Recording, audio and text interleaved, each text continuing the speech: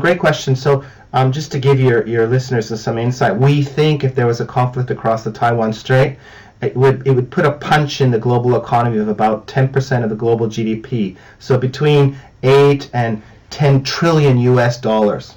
So it's not insignificant, right? And if there was a conflict across the Taiwan Strait, basically all the supply chains would break down. We'd see a massive inflation, inflation that would make the inflation of the COVID pandemic look rather low. So it is a really, really big issue for the Japanese.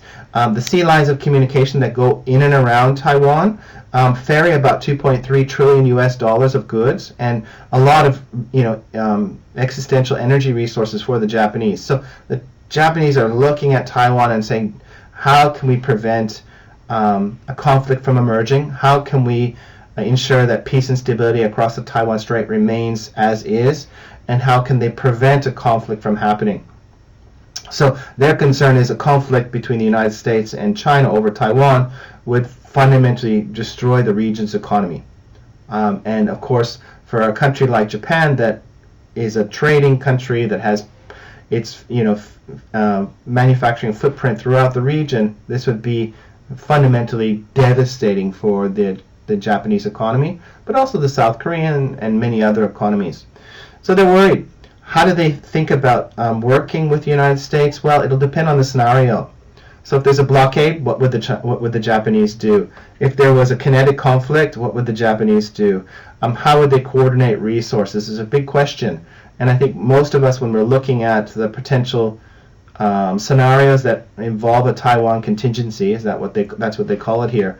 The worst case scenario is a full-out kinetic conflict in which the Chinese also have to attack bases in Okinawa and probably bases in the Philippines to cut off supply chains supporting U.S. efforts to defend Taiwan.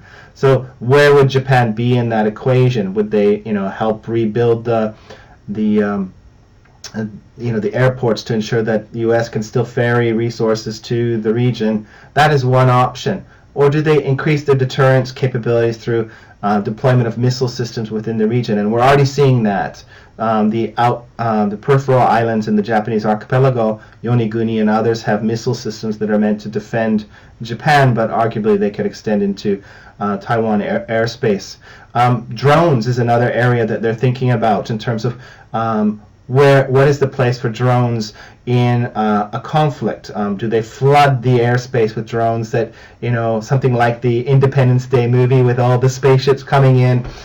They're cheap, replaceable, but they can add damage. That's the kind of things that I think the Japanese are thinking alongside their American counterparts. And watching the Ukrainians fight the Russians on the Ukrainian front has shown the wisdom of drones and bolstering drone capabilities and using them both in terms of surveillance but also in terms of combat. So there's a lot of different things the Japanese are thinking about, but most importantly they're thinking about just peace and stability across the Taiwan Strait, strong diplomatic coordination with like-minded partners, and ensuring a conflict doesn't emerge.